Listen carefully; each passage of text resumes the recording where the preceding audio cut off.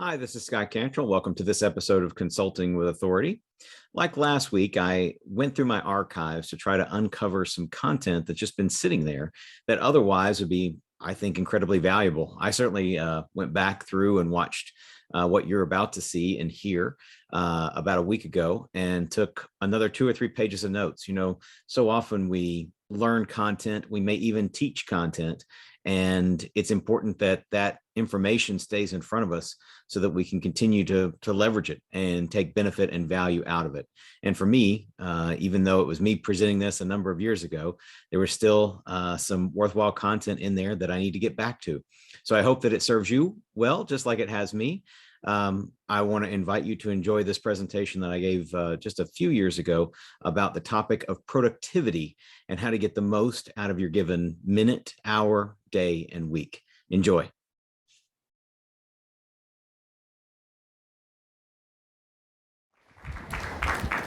I'll get you, Mary. All right. Do what? Look, this is what the people get for sitting on the front row. All right, so I know. That's true. You didn't. We put you there. I'll give you high fives on the break. Okay, fine. We'll do that. All right. Tag the second row. Domino effect. Go behind you. Did we get them all? Yes, well done. There's always a solution. Always a solution. Actually, that's a pretty good illustration of some of the things we're going to talk about today. So very good. Here's the productivity paradox. If you can relate to this, say yes. For real, or are you just agreeing with me because I asked you to? No, you really can? Okay. So the more I do, the more I have to do. So in our world, the bigger this group grows, the more success that we have, it feels like oftentimes, we're trying to take our own advice here, but it feels like oftentimes the more we do, the more there is to do. And oftentimes that more to do falls on our shoulders, because we're not in a position necessarily to bring on new staff. And even if you do bring on new staff, what do you have to do with them? You have to train them. Is that easy? Is it quick? Not unless you bring someone on who already knows all your processes and systems. And are they ever going to know all your processes and systems when they come on first? No.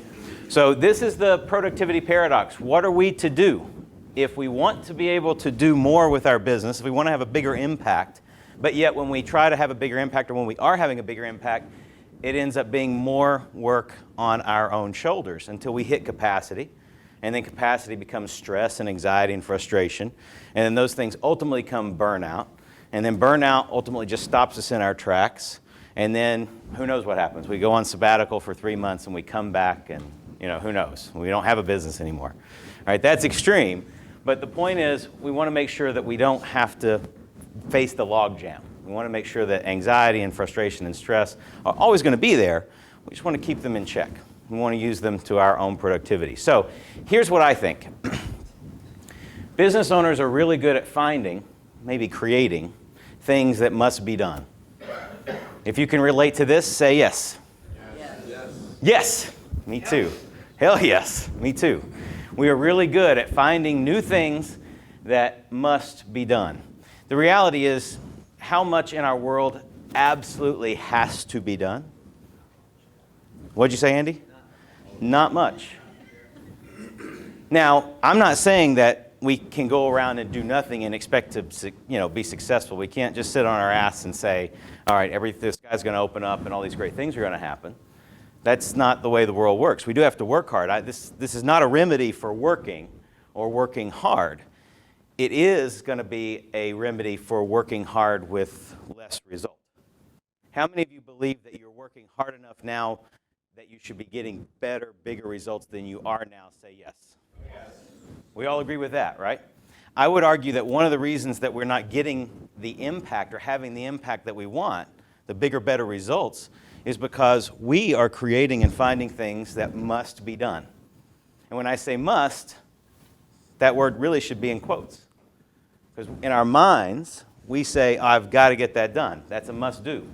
But in reality, it's probably not a must do at all. And if it happens to be a must do, if we do create or find a new must do, are we the ones that should be doing it? Probably. Yes or no? No. If we find or create a new must do, do you guys want to add more to your plate or less? Less, okay. So all things being equal, and I know they're not, but all things being equal, if we find something or create something that must be done, should we be the ones that we assign to do it? No, we should not be, as a rule. I'm not saying that there's not going to be things added to your plate. I'm just saying that on average, we need to add less to our plate, or what we add to our plate needs to have bigger, bolder impact for what we do. We, collectively, you, even maybe your team members, are working way too hard for the results that you're getting. Now, some of you are getting stellar results. You're having crazy growth, having crazy success. Some of you aren't. Some of you are struggling a little bit more. It doesn't really matter whether you're on, this trajectory or whether you're, on this trajectory. The point is you can probably get more out of your effort, more out of your time, more out of your investment. So instead, we shouldn't be looking for more that has to be done. We should be proactively looking for what does not have to be done. In society, we're taught and trained to, what else do I have to do? What else should go on my to-do list? Right? What has to happen this week? What has to happen today? What has to happen this month? We're looking for things to do. We need to retrain ourselves to look for things that we don't have to do.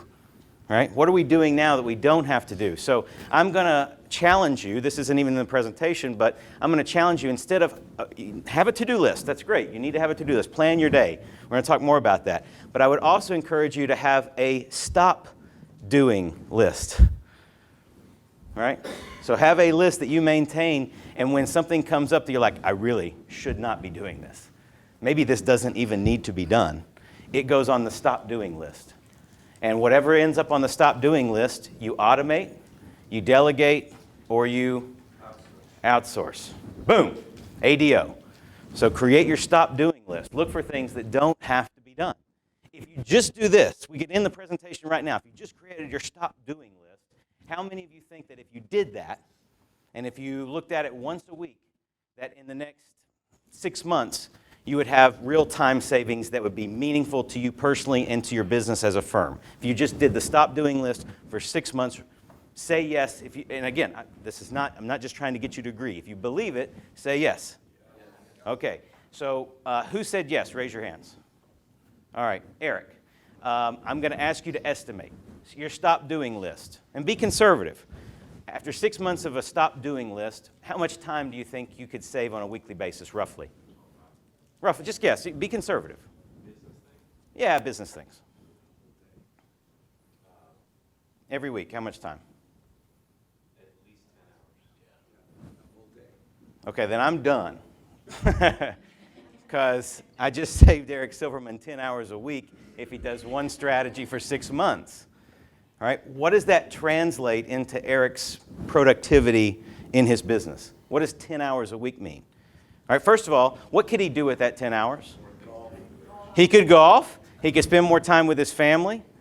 By the way, Eric is a fantastic family man. I got to meet his family when we were up in Baltimore. So cool. Got to meet Gary's family, too. Well, a lot of Gary's family. So the point is, 10 hours a week, and I asked him to be conservative. I don't know if that's really conservative or not, but 10 hours a week. So he can use that, he can reinvest that time back in his business to be more productive, or he can reinvest that time in his personal life. He can just stay at home for 10 extra hours and maintain his level of result that he's getting now. Who else? Who else is willing to answer that question? Raise your hand if you said yes to the last question. Mick, are you? A whole day a week? Awesome. So you could take Fridays off or Mondays off or Wednesdays off if you wanted to. Or you could reinvest the day, right, that extra day, and get 20% more results than you're getting now. Yeah, the problem is like, what are the activities? Yeah. I mean, like that's where the rub is. What are the stop doing activities, right? And so the first issue is having an awareness, right? We find what we look for. We see and we find what we look for. So the first issue is we have to have an awareness of these things that we should not be doing. or that we maybe do not have to do. Think about the strategy canvas that Ron just talked about, or the strategy canvas that Nelson showed. There were a number of things in the status quo model that were reduced or just eliminated from the strategy canvas. Now, we did add other things, right, to be fair, but there are probably things you can just reduce or completely eliminate in your practice right now, maybe, that don't have to be done. Eric has said he can save 10 hours a week. Mick said he can save a day a week. The question, of course, is what are those things? The first issue is having an awareness of it, creating that stop doing list. So I talked about this yesterday, and I said that clarity of intention was one of the key parts of having maximum impact in our business. Now, everything I'm going to be sharing with you here is focused on you being a business leader working within your practice, within your firm. But everything I happen to be showing you here, I think with no exceptions, can be also applied into your personal life. In fact, how many of you kind of have a very blurry line between your professional and personal life? Say yes. Yes, not everybody, but a lot of us do. As entrepreneurs, as business owners, sometimes we choose for the line to be blurry. Sometimes we don't choose for the line to be blurry, but oftentimes it is blurry. And so everything I'm going to be sharing with you here, again, I think with no exception, can be applied to your personal life, although I am going to be filtering it through for you as a business leader or business owner. So clarity of intention is one of three key parts of having maximum impact. We have to know where we're going, and we have to be as clear about it as possible. The questions that we had in our spotlight room yesterday were exceedingly good. And one of the reasons they were exceedingly good, better than average for their spotlight sessions, was because there was clarity of intention. John Clay's question in particular of what CRM is everybody using and why, pros and cons, that is a very clear intention. He came here with the desire to find out what CRM he should use based on his situation, based on the experiences, good, bad, or indifferent of everybody else. That is an incredibly clear intention. And if we have clear intention, we can maximize our impact. But it's just one element. This, bless you, my child. The second, I like how he walked into the cubby. He walked into the cubby. Of course, what he didn't realize is the cubby acted as an echo chamber. It seemed like such a good idea. Yeah, no, it's all right. And it's all on tape. And yeah, we've got this whole thing on tape. My tape. Yeah, that's true. It's Bart's got the tape. So clarity of intention is number one. The second one is courage to act. Courage to act. So the word courage is really, really important. We're all action takers. You wouldn't be in this room if you weren't probably a pretty stellar, maybe a 5%er. Right? You're probably not in this room if you're not a 5%er. That is in the top 5% of people who are productive and driven and motivated. But even then, it's not so much our ability to act, it's our courage to act. And not just to act, not just to do things, but courage to take certain chances, to take certain actions, to take certain risks. Being a business leader, as you all well know, is a risky business. Sometimes more risky than other times, but the point is you have to have courage to act. It's not just about taking action. It's not even just about taking massive action. Right? We've all heard massive action, and I agree with it. Take massive action, but you have to be courageous enough to take that massive action, and that's key. The third element is the control of your thoughts, control of your mind. And that may be the toughest one of all. We can hide behind our actions, and we can say, I worked 60 hours this week. And some of us, myself included from time to time, certainly some people in this room, wear how many hours we work a week as a badge of honor. And when I hear it, it's a reminder to me when someone says, I worked 70 hours this week, I worked 60 hours this week. My question is, what did you get done? What were the results of that 60 hours of investment? Great. But I don't care if you worked 30 minutes this week or if you worked 60 hours this week. I want to know what the results were. So we don't need to wear how much time we invest or how much effort we invest or how much money we invest in things as a badge of honor. None of that matters. The reason that we invest our time, effort, and money is not to brag about investing our time, effort, and money. The reason we invest those things is to get a return, is to get a result. And that, hopefully, is worth bragging about. A lot of you have gotten tremendous results by investing your time, effort, money in a proper way. But we want to control our thoughts, our mind. And again, this is the toughest, I think for most of us, maybe not for all of us, but for most of us, this is the toughest one. Because we've heard the saying, and Nelson's talked about it, that the distance between success and failure or results and non-results is really the 6 inches between your ears, right? It's this thing that gets in the way. We can all act. We can all even have courage to take positive action, but we don't want to hide behind busyness because we fail at this. All right? And we don't want to hide behind, well, I had a very clear intent, but I couldn't stay focused on it, so I didn't achieve it. But I had a very clear intent. That whole power of intention thing didn't work for me. Well, it would, but that's only one leg of the three-legged stool. So what are the three things? What was the first one? Clarity of. What was the second one? Courage to. And what was the third one?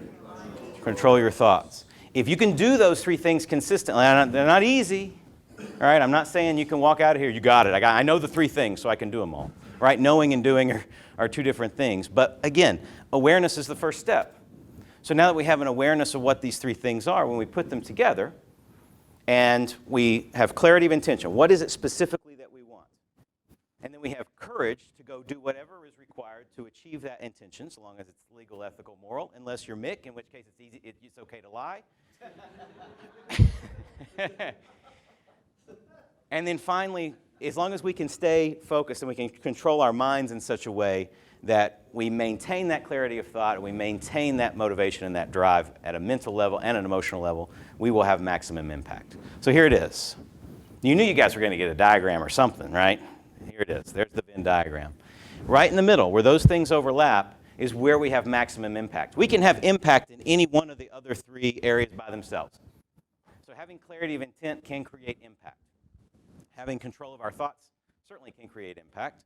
And certainly just taking action, whether it's the best action or no action, taking action, or whether it's the best action or not the best action, taking action will produce impact. But we're not just interested in certain results, right? We're not just interested in maintaining the level of work and getting the same results. We're interested, ideally, in reducing our work and improving or escalating or accelerating our results. Imagine if you're working 60 hours a week and you're getting 100% of your current results. What if you could work 30 hours a week and get 200% of your current results? Much like the value-cost trade-off on the strategy canvas and what Craig talks about in terms of the direct relationship between cost of benefits, cost and benefits, the results of benefits. This is the same way, right? Maximum impact is a function of reducing time and improving results. The two things don't have to be directly related. You don't have to invest more time, effort, money to see better results. That is a way to do it, and sometimes you do have to invest those things. But sometimes if it's not a question of investing more, it's a question of proper investment. It's reallocation. So you guys, you're generally financially very successful people. You've got stock portfolios and financial advisors. There's financial advisors in the room. It's not a question of just investing more money, right? It's where you invest it. Same thing here. If you want maximum impact, you have to invest properly. So we're going to do a quick exercise. You all are going to learn a skill. Some of you may already have this skill, and if you do, good for you. Please don't ruin it for everyone else. If you don't have this skill is going to be a fun skill to learn and one that you can repeat. So I'm going to name some items. Okay? I want you to think through these items as I name them. I'm going to name them in a particular order. Plate like a plate. Coat hanger. Backpack. Book. Plastic bag. Tires. Fedora. Don't write them down, Mark. But I like the way he did. I didn't say don't write them down. So he's not breaking any rules. Smart guy. I said tires, fedora, socks, banana, and vacuum. These were all things that were in my dream last night. It was a very strange dream. About MacGyver No, these are just random things. Okay, what was number 3 on the list? Don't ask Mark Snyder, he knows. It was backpack. What was number 8? It was socks. What was number 2? You guys are pretty good at this. Maybe you guys already know this stuff. What number was plastic bag? Go the other way. 4. After book. 6. It was not 6 nor 4. All right. So you guys are pretty good, actually. Better than average. It doesn't surprise me. I'm gonna teach you a skill. Again, a skill that some of you clearly may already have. But it is a mnemonic device, a memory device, so that you guys can remember lists of things easier. It doesn't matter what these things are. They can be objects, ideas, numbers, people, faces, etc. And we're going to learn this together. Now, I know that this print may be kind of small, especially for the folks toward the back, or certainly very small for the people sitting behind the columns. You may not be able to see it at all, for that matter. So I'm going to go through these one at a time. What we're going to do is I'm actually going to teach you how to remember the order and the 10 objects and the order of those objects by getting you first to remember 10 objects and the order of those objects. So now, in order to remember 10 things, you actually have to remember 20 things. Doesn't that sound easier? But this is how it works. So we can all count to 10, right? Anybody can't count to 10? Eric Silverman. That's okay. I suspected as much, so it's okay. You just do your best. So 1, 2, 3, 4, 5, 6, 7, 8, 9, 10. 1, even though that looks like a cupcake, we're going to call it a bun. Okay? 1 is bun. The 2 words do what? They rhyme. So 1 bun. In your head, I want you to count to 1, and when you close your eyes if it helps. When you see the number 1 or think the number 1, I want you to think of the picture of a bun. Whatever, hamburger bun, hot dog bun, whatever bun you want. Other kinds of buns we won't talk about. Whatever you want to do. Okay? You just need to know the word bun. All right? 2. 2 is, can you think of a shoe when you count to 2? 3 is tree. Think of a tree when you count to 3. 4 is door. So think of a door when you see the number 4. 5 is hive. Think of a beehive. Bees buzzing around a hive in a forest or whatever image you want when you think of 5. 6 is a pile of sticks, or you can have them laid out. So what is 6? Sticks. 7 is heaven. Pearly gates right there. 7 is heaven. Clouds, beautiful. All right. 8 is a gate, like a wooden gate, like a fence or a gate. But think of the word gate when you count to 8. 9 is a line. So you can draw a line. You can think of a fishing line, which is what I do. So think of casting a fishing line. Pay attention to the line going down into the water. And then 10 is a hen. 10 is hen. Okay. So you got those? So what is number 4? What's number 6? What's number 9? What's number 1? What's number 2? So you guys just did instantly what you had trouble doing a second ago. Now it's easy because they all rhyme, and we spent some more time on it. But now we're going to apply this to a new list of 10 objects. So here's how this works. Our minds work visually, right? Some of you are more auditory learners, but still our minds work visually. So I'm going to give you 10 new objects. None of them repeat from the previous list.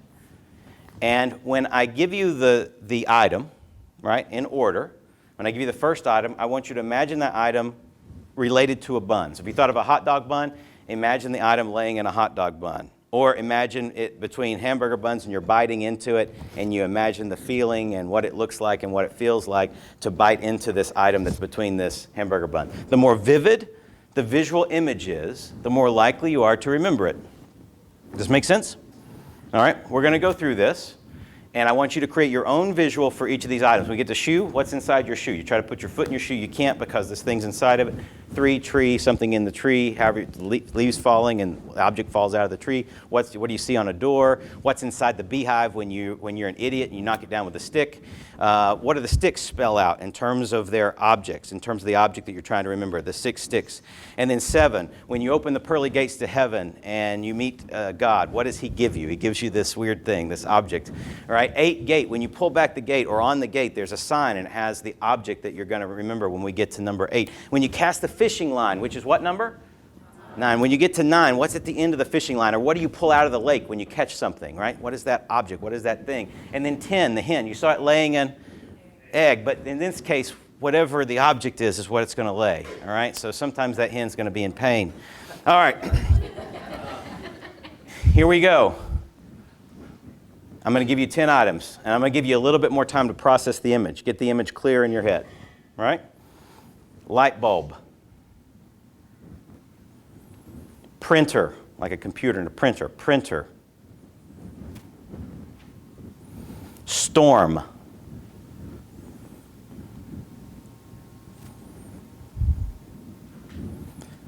Number 4 is guitar.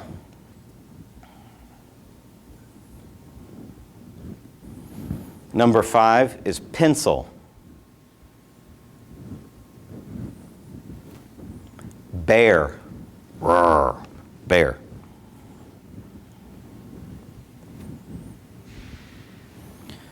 Park bench. That one's a funny image for me. Fork. 8 is fork.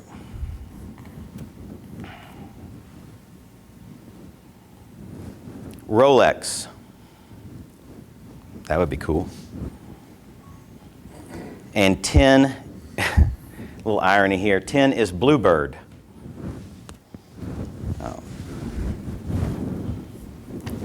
Okay, most of you had your eyes closed for that, as did I. What is number 3? What's number 2? It's number 7. What is light bulb? What? What is pencil? You guys got these weird images in your head right now. So is anybody having, you may not be able to do it instantly like some folks are, but are you able to get the answers in your head even if you're not saying it out loud? If you are, say yes. Do you see how this is useful in real life?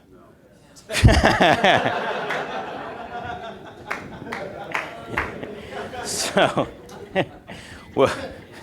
we'll get there. We'll get there. We'll get there. If you're trying to remember anything, so you're on your to-do list, how many of you keep a running to-do list, either in a workflow machine or a CRM? So first of all, on your to-do list, how many of you have more than 10 items on your to-do list? Okay, you probably should only have 6 per day. All right, there's been productivity studies that say put 6 items on your to-do list per day. I'm talking about the things that you need to knock out, not the things that you're automatically going to do, right? So if you're going to check your email in the afternoon, you know you're going to check your email in the afternoon. That doesn't need to go on your to-do list, right? So on your stop doing list, stop writing down, check my email on to-do list, all right? Don't do that. Right? So remembering things, remembering faces, remembering numbers. The faster you can access your memory and your recall by using a mnemonic like this, by the way, you can go as high as you want. There are memory experts who use mnemonics to go into the thousands. And they build what they call memory palaces. If anybody watches Sherlock Holmes, you know he has his mind palace. It's just a mnemonic, a memory device. So the point here about this exercise is less about memory technique, although hopefully it will be valuable to you, and it's more about how to have maximum impact. Clarity of intent. I want to learn how to memorize 10 things. Courage to act, to be willing to learn a new method, a new process, and then control your thoughts, right? We just learned a new skill in about 3 minutes that is at least very cool, if not useful, right? That you can impress your friends and family with. Point is, you can have massive impact really, really quickly when you know what to do, when you have that clarity of intent. Okay, let's move on into the meat of the presentation here. 4 key concepts I want to share with you. The first one is the concept of high-value activities. You all intuitively and inherently already understand much of what I'm going to present today. So a lot of this won't be brand new, earth-shattering ideas. My point is not so much into giving you new information. My point today is really to make sure that you're applying information that you already know. Because it's not in the knowing, it's in the doing that we experience maximum impact and results. So high-value activities. Here are the 4 things that you as a business leader really need to be focused on. And if, as a business leader, you are consistently doing things other than what's on this list, we'll talk about that in a moment, and how to deal with that. But right now, here are the 4 things. So strategic leadership. Planning, strategic management, looking toward the future. What are the trends? What are the opportunities? What strategic challenges does my firm face or will my firm face in 6 months or 6 years? strategic leadership issues, professional education or personal development. I mean, right? You got to support yourself as an individual as well. Professional education. What's going on in the industry? What's the latest solution? How could I apply this solution? Tell me more.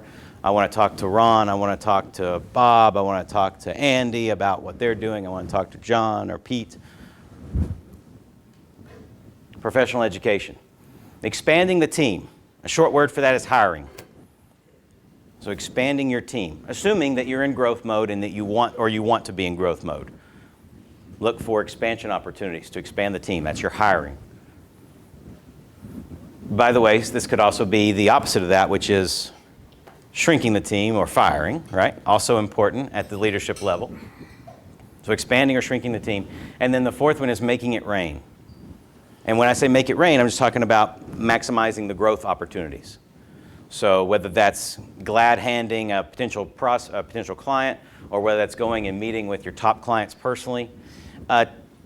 Tim, and I think you all still do this, for the longest time you had personal care of your top, what percent of clients that you personally sort of oversaw and made sure that they had contact with you personally? Top 20%.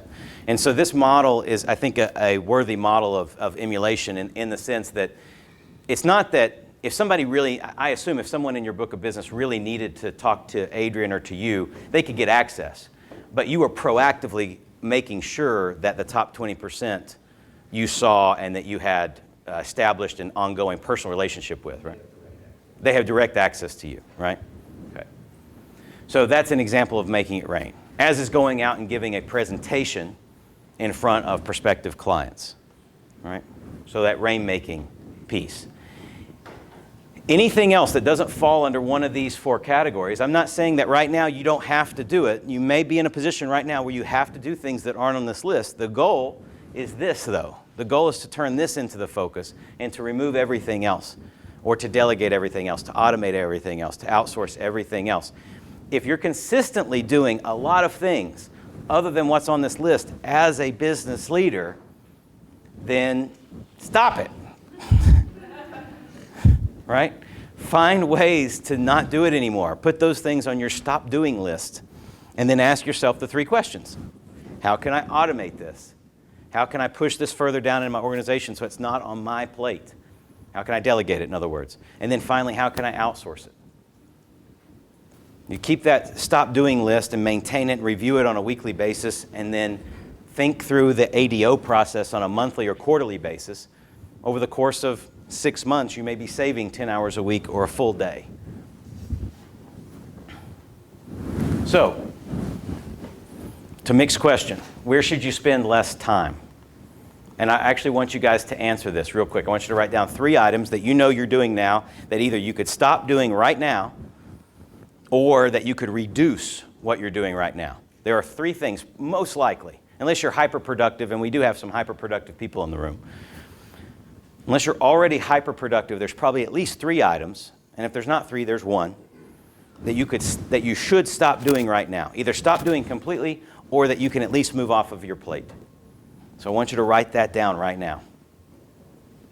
1, 2, or 3 items. If you have more than 3, then write those down. In other words, I want you to go ahead and start your stop doing list right now.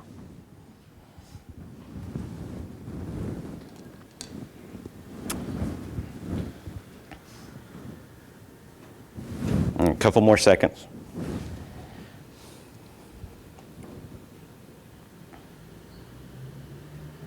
And if you're having trouble with this, it means one of 2 things. It means you're already very, very, very productive. You're hyper-productive already. Or it means that you're seeing things that you're doing as things that you have to do, that are not things that you have to do, right? So at that point, you're going to want to show what you're doing to another partner, or talk to Nelson and I so that we can help you, back out of the forest, so to speak. What's number 4? What is it? Okay, good. The next concept, remember 4 concepts. The first one is focus on high-value activities. I gave you the key four of those. Next, we're going to talk about finding the domino. Who's familiar with Tim Ferriss, The 4-Hour Work Week? By the way, that book is a if you haven't read it or you don't have it, go. If you have it, read it. If you haven't read it, go get it and read it. Tim Ferriss talks about finding the domino, finding the one domino. And the one domino, the new book, thank you. The new book is phenomenal. Tim's new book is called Tools of Titans. And what he's done is he's taken all his podcast interviews and he sort of consolidated them down with some of the most hyper-productive and amazing people on the planet. Athletes, politicians, celebrities, people who have achieved at a very high level, personally and or professionally. So Tools of Titans is his other book. But Tim talks about finding the one domino and spending time to identify and find that one domino that if you knock it down, so many other things either fall into place on their own or they become irrelevant. And the second part of that I think is really, really important. So but look for that domino. And there's going to be multiple ones, right? If you knock one of those dominoes down, you go find the next big domino and you knock it down. So other things are made to fall into place on their own. If I could just get over this hump, then these things happen. Or the other items become irrelevant. We're going to look at some examples of this in your business applied to you in just a minute. So I know right now this is kind of an abstract idea and you're thinking, Scott, it's great. How do I even go about finding the domino? And what would it possibly look like? I'm going to show you in a minute. Here are the 3 questions to find your domino. Number 1, clarity of intention. What is your desired result? What is it you want? What's the goal or objective that you want? The clearer you can be, the more effective this process is. The clearer you can be, the easier it is to find the domino. By the way, finding the domino is kind of the opposite of shiny object syndrome, which is where we have this line of dominoes, except instead of them lined up so that they knock each other down, they're all lined up side by side, right? And so shiny object syndrome is we knock the first one down, and then we walk to the second one and we knock the second one down, and then we walk to the third one and we knock the third one down. No one's breaking any domino Guinness World Records doing it that way, right? What we want to do is we want to take, you like that, BJ? We want to take the first domino and we want to hit it so it knocks the others down. That's the one domino effect as opposed to shiny object syndrome, moving from thing to thing to thing. The second question is what happens or what events must happen to produce the result? Not what actions do you have to take. What events have to happen? Maybe actions you take, but it doesn't have to be actions you take. What events have to happen to produce the result? What events have to happen? Not what do you have to do? It's an important question. It's an important change. Normally we ask, what do I have to do to achieve the result? That's a fair question. But first, I need to ask what events must have to happen to achieve the result, to produce the result. Once I know what events have to happen, then I can decide which ones I do and which ones someone else should do, or which ones which ones I can outsource, delegate, automate. Then the last question is, which one event, once you've got this list of events, or you know it, what events have to happen, which one event makes the others either irrelevant or fall on their own, be achieved on their own? Now you do that first, or you focus on that one event. And if you focus on that one event, you're likely to get the other events at least started. You may have to help them along, right? But you get them started. So here are some examples of what a domino could be in your firm right now. Some of these are not specific, some of them kind of are. It's, again, your domino is going to be based on your intent, your objective. So if your intent is to, let's just use the top bullet point, if your intent is to penetrate into an industry vertical, or if your intent is to start going after 100 to 1,000 life groups, and that's the market you want to play and be in, but you don't have any 1,000 to 100 life groups, well, your big domino, right, is going to be to land one of those groups. Don't get bogged down with, I got to get 10 of these groups in the next year, or I want to get 50 of these groups in the next 5 years. No, the big domino is one. Because one, when you get that one big group or that one industry group, you can say, I've got that group, and you can point to it as success. in front of your other prospects. And you can ask this person for introductions, and the hub begins, or the hub and spoke referral process begins. For a lot of you, number 2 is the big domino, just protecting your time.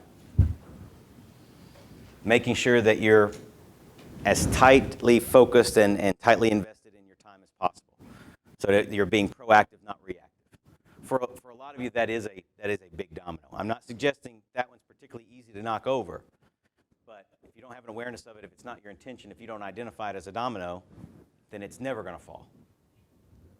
Finding a particular employee or firing an employee. I know for some of the people in this room that we've worked with for a number of years, firing an employee is a big domino. And for some of you, when you've done that, that has made a big difference.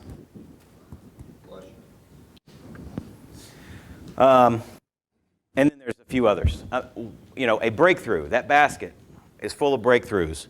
A breakthrough could be your big domino. It depends on what your clarity of intent was and what events have to happen to produce the result. But if you start thinking about your business in this way, suddenly you know that your time is well invested. So I want to stop here because you guys seem, you're paying attention, and I appreciate that, but is this resonating? Is this tracking? Is this helpful? And I want you to be honest. If you're not getting it, I want you to... Awesome. Where'd that come from?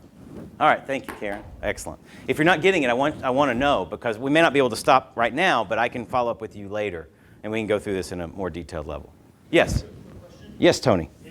Really quick, has anybody done this already in their careers or in their lives? Realize that they're doing so much time, putting hours and hours a week, and not getting so many results, but realize it and are doing, if you will, less time, but getting more done.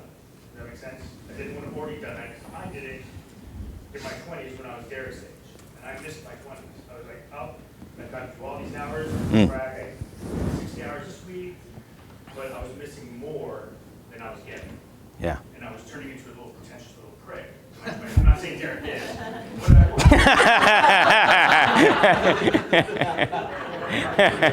boom! Be a prick there. That's actually a good strategy. No, I think it's a great question. I think there were several hands go up. Raise your hand again. And the reason I want your hands to go up big and high is so that other people around the room, don't look at me. When people raise their hands, look around the room, because these are people who have had success with some form of this process that you can call on. In just a second, I'm going to ask one of those guys to mention something that you mentioned to me yesterday. So what's your domino? You've been thinking about this. If you've got an idea, and it may be wrong, you may still want to go back through the process and give this some more critical thought. It's worth the time to do this, by the way. If you can identify the one domino to push to save yourself days, weeks, months, or even years, then it's worth taking a week or two to figure out what the big domino is, if it can save you weeks, months, or years. Agreed? Yes. So what is your big domino, or what is a potential domino in your business? Don't look at me. I want you to write it down. Identify a big domino. And again, if you're having trouble with this, that's okay. This is a new way of thinking. For Nelson and I, we've had a number of big dominoes. One of them was joining our own mastermind group years and years ago, early on in our business, a local small community group that we were just a part of. That group made us write the book. The book created all sorts of opportunities. Specifically, the group created this group. This group in itself was a big domino. And then most recently, a couple of years ago, Ascend was probably our most recent biggest domino. We've had others. These are inflection points in our business. You guys can trace your success back to key decisions you made, big dominoes that you pushed over. One of the best ways to do this is to look back at your career. Because you can find the big dominoes when you look back and you say, yeah, that was it. I pushed that domino, and that allowed me to have this level of success. So you've done this in the past, you just may not have thought about it and had an awareness of it in this way. All right, third concept, protecting your time, or how to give yourself an extra hour every day, or maybe 2 in Eric's case, or maybe how to give yourself an entire day in Mick's case, just with the stop doing list. Protecting your time. One of them is the stop doing list. We've already talked about that. This is a great quote. Another quote from Dan Kennedy. He was on the screen yesterday, but he's on the screen again today. Most people give more thought to protecting the stuff stored in their garage than to protecting their time. It's been true for me and still is from time to time, absolutely true. But stuff in our garage that, when we clean out our garage, we end up selling it or throwing it away anyway. Why do we care as compared to our time, which we'll never get back? Can't be replenished, renewed, or replaced. So protecting your time has to be a top priority. The more success you have, the more demands on your time there will be. Remember, the more I do, the more I have to do. The more successful you are, the more demands on your time there will be. The more demands on their time that there are, the more you either have to protect it or the more you'll go insane.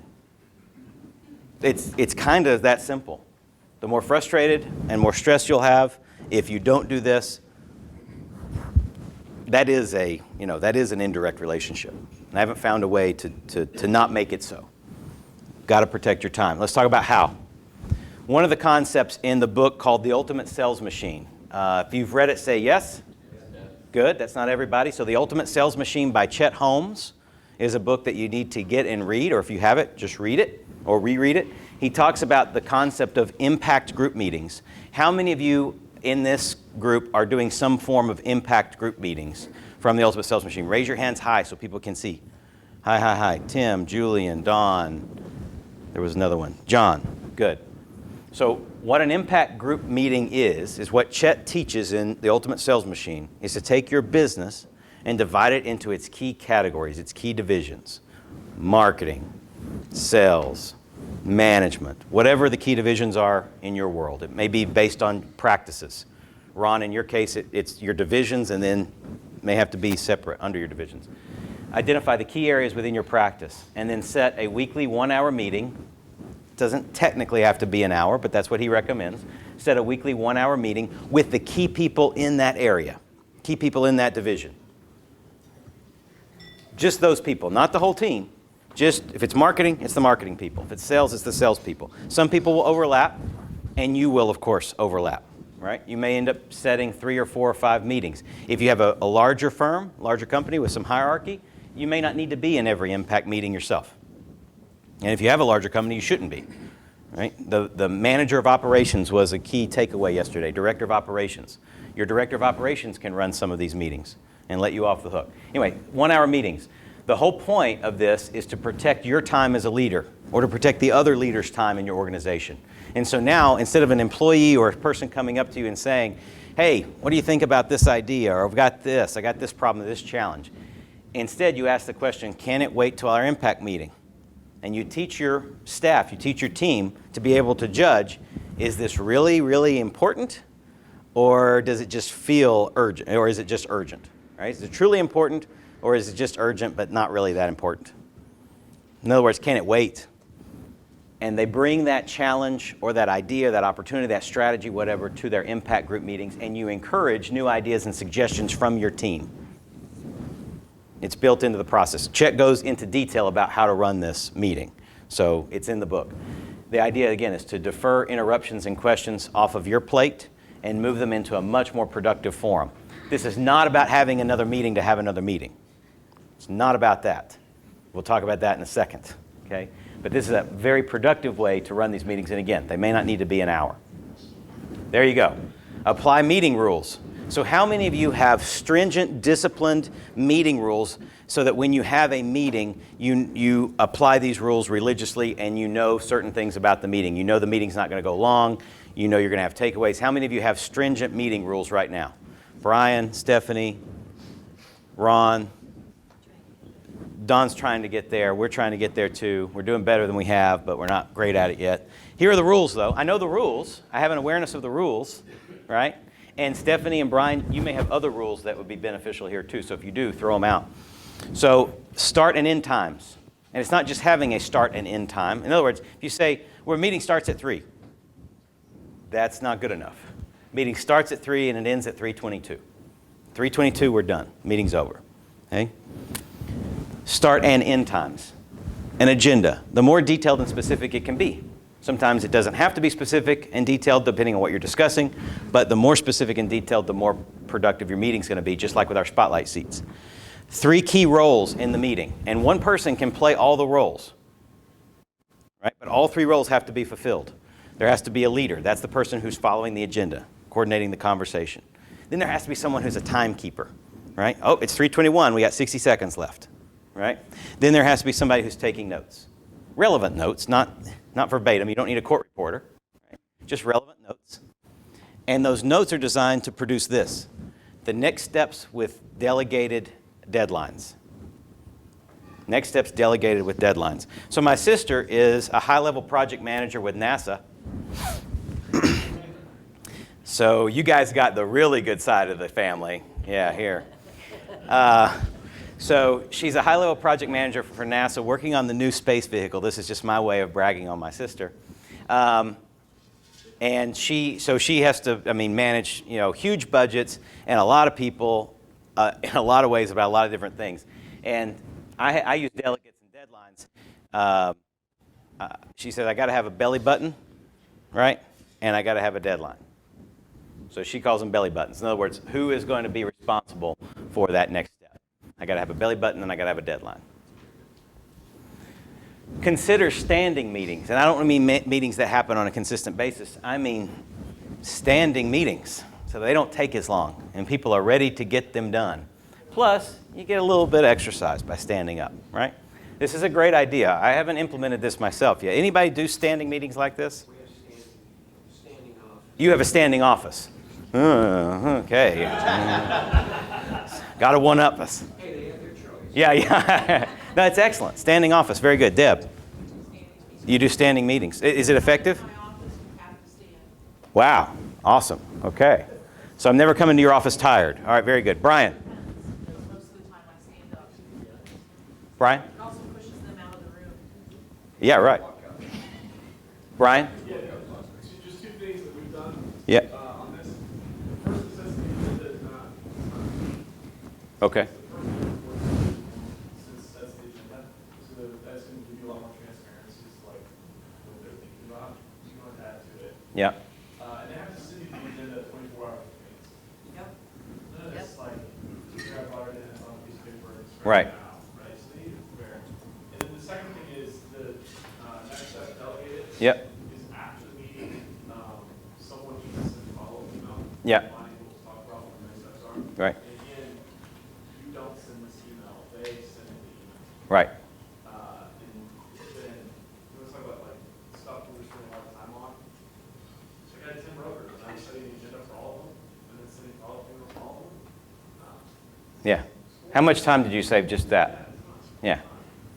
So the key takeaways there were, make sure I don't miss any. The other person sets the agenda, or the person reporting to you sets the agenda, right? They got to send it to you 24 hours in advance. And then around next steps, they're expected to send out their next steps, their takeaways from the meeting.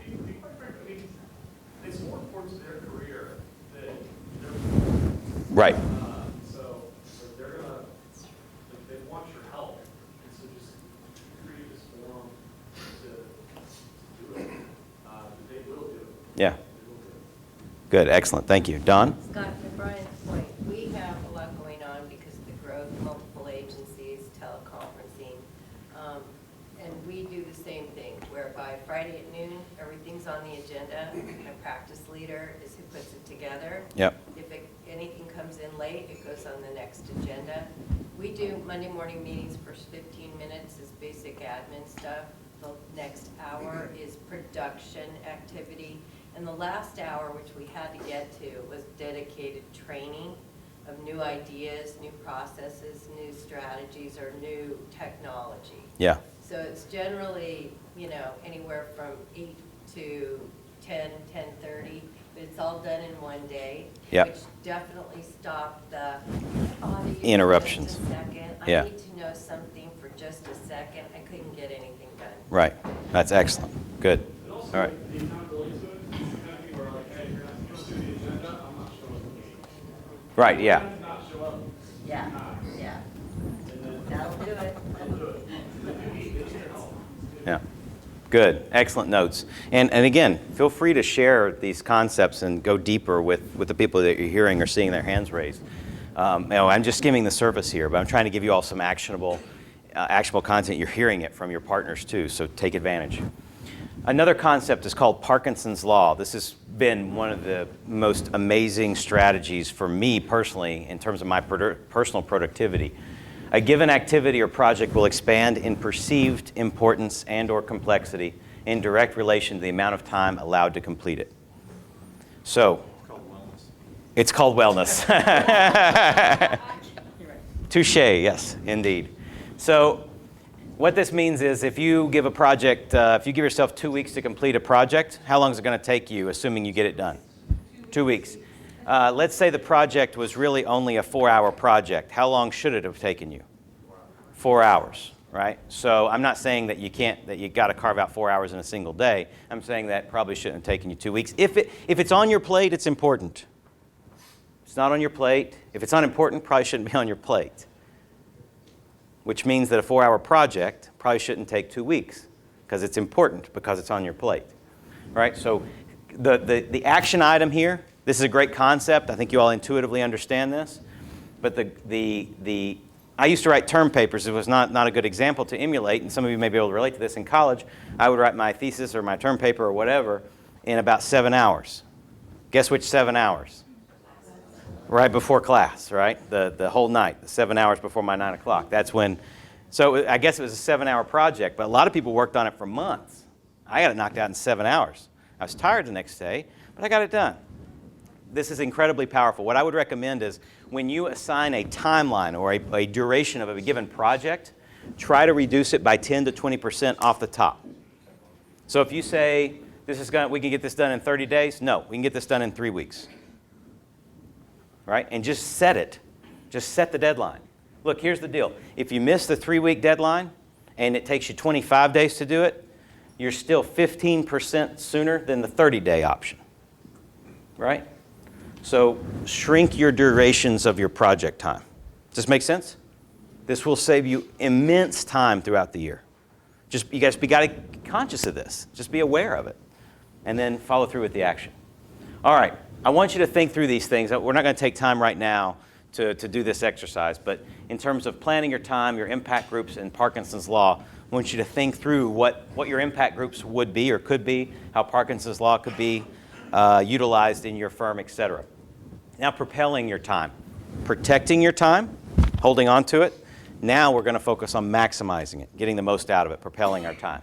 So those of you who are in Orlando or have seen some of the work that Nelson and I have done since Ascend, you'll be familiar with these 2 key shortcuts.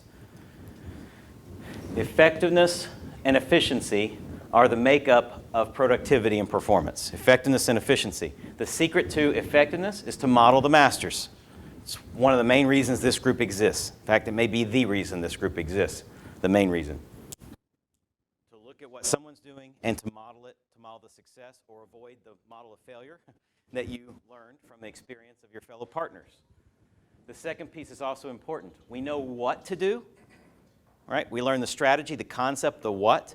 Now we got to get to the how, mastering the mechanics. So that's the second shortcut, is mastering the mechanics. This is an efficiency. This is speed. This is ease. Effectiveness is easy is a function of effectiveness in our world, the way we're using this, and speed is a function of efficiency. So this will make you better, and you won't have to try as hard. It'll be easier. This one will make you faster, which makes you more productive. Right? The more effective you are, the more efficient you are, the more productive you are. Maximum performance, productivity, and profitability. So 2 shortcuts I just wanted to remind you of. Now I want to share with you the no naps principle. Okay? Notice that there's a comma in a very important place. All right? The no naps principle. So as a kid, how many of you love to take naps, if you remember? How many of you just love to take naps as a kid? That doesn't surprise me, actually. Bart and Mick, yes. It's called a siesta. Oh, okay. Most kids have this reaction to naps, right? No nap, right? As adults, how many of you would love to take a nap in the afternoons? Yeah. How many of you do purposely rest or take some time out in the middle of the afternoon to take a siesta? Raise your hands. There's not a right or wrong here. Okay. Only a handful of you. Andy does. It goes to something we're going to talk about. Well, I read that book, 4 Hour Work Week. Yeah. You read 4 Hour Work Week? Yeah. So anyway, I'm almost there. Like I'm up to like 3 hours. I'm almost. I'm hoping like in the next month or two it'll be 3.5, and then I'll be 4 and I'm there. And then success. Yeah. So anyway, I'm getting All about perception, right? It's all perception. I think Bart's perception is actually pretty good, actually. No naps. Just say no. This is the most valuable time propellant that I can share with you. It's also a protection device, a time protection device, but it's the most powerful one. Just say no. Stop saying yes to things. Stop saying yes to your team. Stop saying yes to your partners. Stop saying yes to, and I know there's all these books out right now, say yes for a year and see your life change. Yeah, I'm sure. If I said yes for a year, my life would change. I would be in jail because he's one of my best friends, all right? If I said yes for a year, my life would change. He says no a lot. So just say no. Am I telling you to say no to everything? No, but now you've got a model. Is it part of your is it a domino? No. Is it something that you have to do, need to do? If it's not, say no. Not yes. Less is more. Saying no creates less is more. Doing less of the right thing, or doing less of the wrong things and more of the right things will get you where you want to go. All right. Pareto is at play again. The Pareto principle, also known as the 80-20 rule. So here are a couple of questions. Which 20% of activities or inactivity is causing 80% of the stress you feel about not having enough time? This exists for you right now. Don't tell me it doesn't. I could interview you for 15 minutes and we could find this if you don't believe me.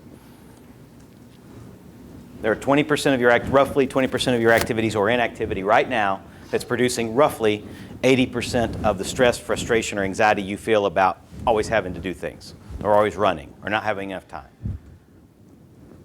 Equally, there's 20% of your activities or inactivity that's causing roughly 80% of your success and positive outcomes. Those may be your dominoes, your big dominoes. Ask yourselves these questions. Most of what I'm sharing with you today is really just about having a conscious awareness and being willing to ask yourself these questions on a consistent basis. All right. I just ran across this quote. There was a video going around Facebook on the news feed by Goalscast, I think, and there's a 1 minute and 20-second interview with Alfred Hitchcock, and the question is, what is happiness? I just got this a couple days ago. This is huge for me. It resonated for me. It may not resonate for you, but I wanted to share it because it's so relevant what we're talking about. In Alfred Hitchcock's world, happiness is a clear horizon. Yeah, happiness is a clear horizon. Not having to do anything doesn't mean you don't do anything.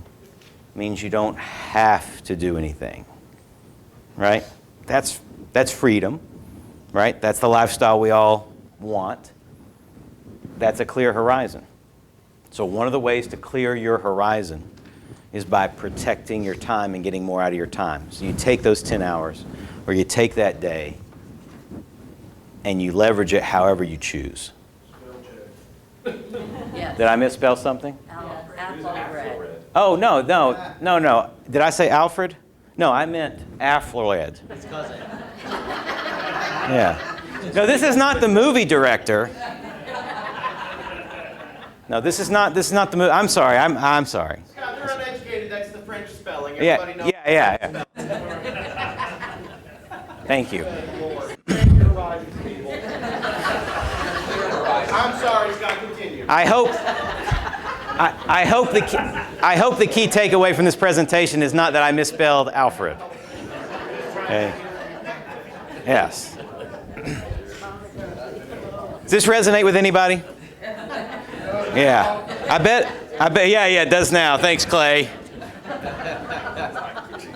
This resonates with you, Mr. Boatman, right? Yep. All right. Take naps or meditate. So remember, less is more. Just say no. I'm going to encourage you to take naps or meditate. Andy, we were talking the other day. You talked about a particular strategy that you started utilizing. I don't remember how long. Can you sort of just retell that anecdote of that story about the experience? Yeah.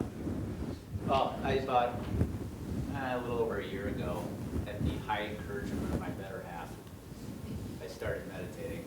And I forgot who I was talking to. We were talking about the ups and downs of this industry, your emotions. And I've noticed in the year I've done this, I'm now completely, I don't have the You don't have the roller coaster. roller coaster emotions anymore. And it's interesting, you talk about all that stuff. You know, I follow a mentor by the name of Darren Hardy on productivity. Yeah. And he tells you to work your day in 90-minute power blocks. And after those 90 minutes are up, you rest for 30 minutes. And then you get back at it for 90.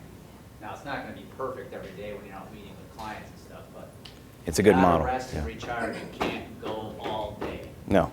Right. What was the mentor's name? Darren Hardy. Editor or creator of Success Magazine, In right? fact, I'll just show this quick. If anybody's interested, I buy this book every year. It's $50 a year. It's called Living Your Best Year Ever. So it helps you set your goals, your vital functions, and then you track your activities every day. It's the best thing I've ever done. What's it called? Living Your Best Year Ever. Living Your Best Year Ever. Excellent. Thank you, Andy. And it's $50. $50 a year. One time, you pay $50. Annually? Well, this tracks it all year. That's in 2 hours, that's like half a year's salary. yeah. Bart, once you get to 5 hours a week working, you can Hey, if you're nice, we'll all pitch in $1 and buy you the book. All right. All right. This is about resting. It's about renewing. It's about releasing the crap that comes along on a daily basis. But for most of us, the vast majority of us, our peak hours are in the morning anyway, right? Up until lunch. Some of us have different kinds of lunches so we can try to maintain a higher energy level versus having that downer after lunch. But regardless, this is so important. Whether you do this in the morning, the afternoon, the evening, all three, you've got to take time to rest and renew and release everything. Let it go as best you can. Some things are easier than others, but you've got to meditate or whatever your equivalent is. Right? It's about rest, relaxation, getting recentered, refocused, so you can have that control of your thought and that clarity of intention so that you can support your courage to act. It's vacations too, right? Vacations, yes. So this year for our agency, in our goal-setting guide, we put a requirement that you had to take at least 1 week vacation across all positions. Yeah. And we will pay 10% of the cost. Wow. It doesn't matter if somebody said, well, what if I go to Paris and it's $6,000, right? $600. $6,000, that's fine. Yeah. And so it's really hard to get people to unplug for that, simply 1 week. But Yeah. the results that I get when they come back fresh, much better. Absolutely. Yeah, understand, this is not, everything we're talking about is investment, right? It's reallocation of your time and your energy in what we're talking about today. That's a reallocation of time and energy in a more fun, productive way, so when they come back, they're much more productive. Tony? What, I use my own personal excuses in my own little ways of not using it. What do you recommend for people that have that excuse? No, I can't take the rest because I have to do this and this, or this needs to get done. No, I can't do this. I can't only work 40 hours. I have to work 80 hours. What would you recommend to eliminate those excuses? I'm a logic guy. So there could be a lot of answers in this room, and that's a great question. So I would encourage everybody to descend upon Tony and give him your best answer on the break, which we're about to take in a minute. My answer is this, Tony. As a logician, my answer is it's a word. It's a word. It's not like AFLID. Okay. Logician. My answer is, are you more productive with the 40 hours or the 80 hours? And so if I was talking to a loved one or a friend or a coworker and I saw that issue and they were making that excuse, because we all do it a little bit, right? So if I saw that consistently, what I would say is, here's what I want you to do. I want you to take your 60 hours and I want you to make it 40. And I want you to do that for 2 or 3 weeks. Parkinson's law is at play there too, right? They're letting things expand to fill up their whole day, not just their work day. right? So I'd use Parkinson's law, I would explain that, and then I would say, just do it. Just do it for only 40 hours for 3 weeks. If things suck at that point and you're not enjoying life and you're not just as productive or more so, you can go back to your 80 hours and be miserable, right? If they'll just try it. It's that 21-day habit, right? That's my recommendation as a logician. Andy. Darren Hardy always talks about the box and shelf method. So when you plan your weeks, if you're planning your weeks with the 90-day blocks, Yeah. you take a project, you put it in a box, you put it in a 90-minute box, and you put it on the shelf. And you don't think about it. Until then. Until that day comes and it's in that 90-minute box. You don't have to think about it anymore. Right, that's excellent. But people don't do that every day. They're thinking about it. And they're distracted by everything else. They're distracted and they're working 80 hours when they could have done it. All right, Bill, real quick. A guy named Roger Sitkins used to say that for producers, there's a lot of, he's talking about the mental and emotional roller coaster. There's a lot of mental stuff and pressure of sales and making contacts and so forth. He said that you need, for every year in the business, to increase a week a year off up to 4 to 6 weeks. He said that way producers always got, a week, 2 or 3 months out, they're always kind of looking for, and then they get that time off and they rest and recharge. He said, it's not about hours work, it's about productivity. He said they'll be more productive. Yeah, good. Can I share something? Actually, I have something. Really fast. Yes, you can. Okay. I read a quote, and it really started, and this was just recently, because I'm getting really busy in my business, and anyway, so I'm trying to be more productive. I'm trying to be more efficient, and I saw this quote, and I was like, God, that's so my problem. I think it was a quote by Elon Musk, who said, he said, don't focus on being busy, focus on being productive. Yeah. And I found that when I looked at what I was doing, yeah, I was busy, but I wasn't productive. And and then I thought, like, what does productive mean? And I was like, and I almost defined it as productive, to produce stuff. Only I didn't say stuff, but in this crowd I said stuff, productive, to produce stuff. So now at the end of the day, like when I'm being productive, I'm focusing on a project and I'm trying to produce a physical product. I'm trying to produce something that's an actual product that I can touch or see or smell. And so instead of just walking around my office going, oh yeah, and because it feels like you're busy, but you're not actually being productive. And that was huge for me, and I bet you a lot of you are having that same thing. Yeah, busyness. This goes back to the stop doing list, right? What do I need to stop doing so I can actually get results? I don't care how long it takes, 30 hours, 60 hours. I want, what did you get? What was the result? Rudy. Say it again. Fine. Fine. This is all just to make sure you're paying attention. Okay. I don't know how many times I have to say this. So, I did this morning. It's the last 7 hours. It's like a turn. I just told you the story. The D and the E are right next to each other on the keyboard. Thank you, Rudy. Appreciate it. I think you meant thank you. Yeah. All right. So, the real test. What's number 4? I got to pull out my list to make sure you get them right. Actually, no, I can do it. Pencil. Oh, this was fun. Where's a Rolex? What'd you guys imagine, right? Pulling a Rolex out of the lake? That's cool, right? That'd be a good day. Well, number 1. What was the tree? What was the 6? Bear. What'd you guys imagine for bear? What was it? Throwing a bear, throwing sticks? Okay. Park bench? 7. All right. I imagine God saying, well done, good and faithful servant. Please have a seat on this beautiful park bench. He does standing meetings. He does standing meetings. Yeah. I'm sure he does, actually. What was on the gate? What was the gate? Fork, yeah. And then 10. Bluebird. Pretty cool, right? We haven't talked about it. You guys got it. Impact. The power of impact. Making sure you have clarity of your intention, the courage to act, and the control of your thoughts. Well, I hope that you enjoyed that presentation. Again, like I mentioned before, there's a lot of gold there, and certainly some strategies that I had kind of gotten away from that I'm looking to reemploy in my own practice, in my own firm, to leverage my time better and create a more effective practice from a business development standpoint, as well as from an operational standpoint. Until next time, this is Scott Cantrell wishing you the best of success.